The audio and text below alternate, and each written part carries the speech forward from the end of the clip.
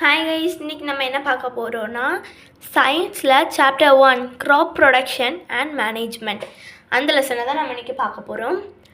So வாங்க பார்க்கலாம். First நான் ஒரு சின்ன கொஷின் மாதிரி தான் ரீட் பண்ண போகிறேன்.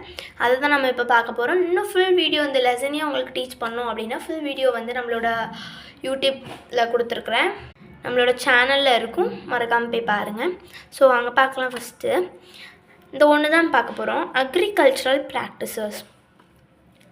When plants of the same kind are cultivated at one place on a large scale is called a crop. இது கண்டிப்பாக எல்லா எக்ஸாம்லேயும் உங்களுக்கு கேட்பாங்க. க்ராப்னா என்னது?